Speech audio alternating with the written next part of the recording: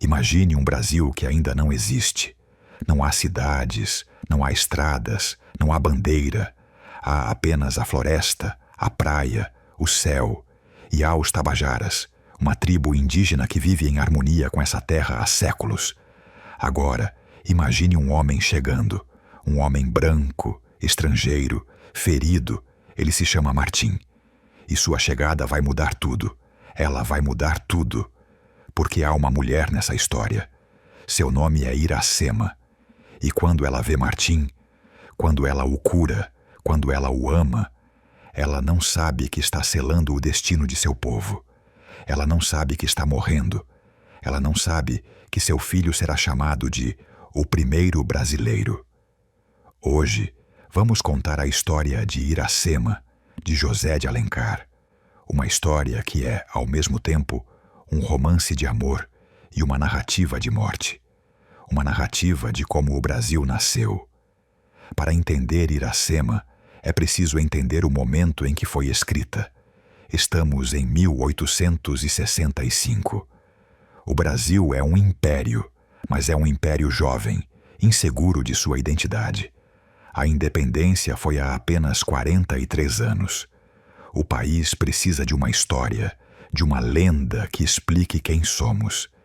E José de Alencar, um escritor cearense profundamente comprometido com a construção de uma literatura brasileira, decide criar essa lenda.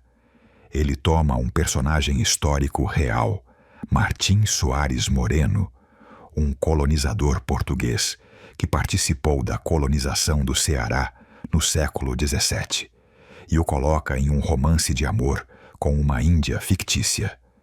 O resultado é Iracema, um livro que se torna tão importante para a identidade brasileira quanto qualquer documento histórico.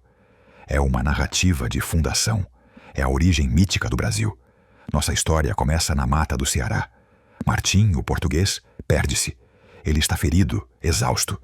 E então, entre as árvores, ele vê uma mulher. Ela é indígena, bela, selvagem. Seu nome é Iracema, que significa lábios de mel em tupi. Ela o atira uma flecha, mas quando vê que feriu um inocente, sente remorso. Em um gesto de paz, ela o leva para sua aldeia. Ela o cura. E ao curá-lo, ela o ama. Iracema não é uma mulher comum. Ela é uma virgem consagrada a Tupã, a divindade suprema dos Tabajaras. Ela é a guardadora de um segredo sagrado, a Jurema, um licor que leva os índios ao êxtase, ao contato com o divino. Seu voto de castidade é inviolável, sua pureza é sagrada. Mas quando Martim chega, quando ela o vê, algo muda. O amor é mais forte que a religião, o amor é mais forte que a lei. Durante sua estadia na aldeia, entre festejos e batalhas, Iracema e Martim se aproximam. A atração entre eles é irresistível. E então, ela quebra seu voto. Ela dorme com Martim. E ao fazer isso, ela se condena à morte. Porque na lei dos Tabajaras, uma virgem consagrada que perde a castidade deve morrer. Mas há outro problema. Irapuã, um guerreiro tabajara apaixonado por Iracema, vê em Martim um rival e uma ameaça. E não é só Irapuã. Martim também é perseguido. Ele é um colonizador, um invasor. Os Tabajaras querem seu sangue. Apaixonados e desesperados, Iracema e Martim precisam fugir. Juntam-se a Poti, um índio pitiguara que é amigo de Martim. Quando os Tabajaras percebem a fuga, partem em perseguição. E então há uma batalha sangrenta. Caiubi, o irmão de Iracema, agride Martim. Irapuã agride Martim. Mas Iracema, em um ato de ferocidade selvagem, avança contra os dois, ferindo-os gravemente. A tribo Tabajara, prevendo a derrota, bate em retirada. O casal consegue escapar. Eles se refugiam em uma praia deserta. Martim constrói uma cabana. Eles estão juntos, finalmente. Mas a felicidade é breve. Martim é constantemente tomado pela melancolia. Ele sente nostalgia de Portugal. Ele é um homem dividido. Ele ama Iracema, mas ama também sua pátria. E essa divisão o consome. Martim frequentemente parte em expedições a mando do governo português. Ele deixa Iracema sozinha. E Iracema, sozinha, descobre-se grávida. Ela está carregando o filho de Martim, o filho do colonizador. Quando Martim parte para defender a tribo pitiguara em um ataque, Iracema fica sozinha. E sozinha, ela dá à luz. O parto é solitário, é sofrimento puro. Iracema batiza a criança de Moacir, que significa o nascido de seu sofrimento. E aqui está a beleza e a tragédia do livro. Moacir é considerado o primeiro brasileiro. Ele é o símbolo da mistura de raças, do encontro entre o colonizador e a terra colonizada. Mas ele nasce do sofrimento de sua mãe. Ferida pelo parto, ferida pela tristeza profunda, o leite de Iracema seca. Ela não consegue alimentar seu filho. Quando Martim finalmente retorna, Iracema consegue entregar-lhe a criança. E logo em seguida, ela morre. Ela morre nos braços de Martim, morrendo para dar à luz ao Brasil. Iracema é uma obra que nos força a pensar sobre colonização, sobre identidade, sobre o preço que a terra paga pela invasão. Iracema é a terra. Ela é pura, selvagem, bela. Mas ela é também vítima.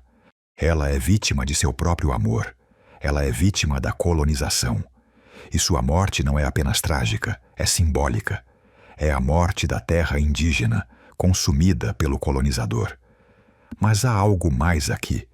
Há uma crítica velada ao romantismo, porque Alencar idealiza Iracema ao ponto de ela se tornar quase irreal. Ela é descrita em termos poéticos, quase divinos. Mas essa idealização mascara uma realidade mais sombria. Iracema é uma vítima. E o Brasil, nessa leitura, nasce da morte de uma vítima. Ler Iracema é uma experiência que exige sensibilidade. A linguagem de Alencar é poética, lírica, quase musical. Os capítulos são curtos, fragmentados. A narrativa flui como um poema. E é por isso que ter o livro nas mãos é tão importante.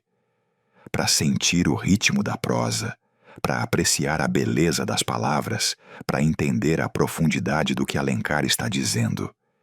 Deixei links para algumas edições de qualidade na descrição. No final, Iracema é uma história sobre o Brasil. É uma história sobre quem somos. Somos o fruto do amor impossível entre o colonizador e a terra colonizada. Somos Moacir, o nascido de seu sofrimento. E essa origem, essa lenda, essa narrativa de fundação, continua a nos definir até hoje. Porque quando lemos Iracema, não estamos apenas lendo um romance de amor. Estamos lendo a origem de nós mesmos.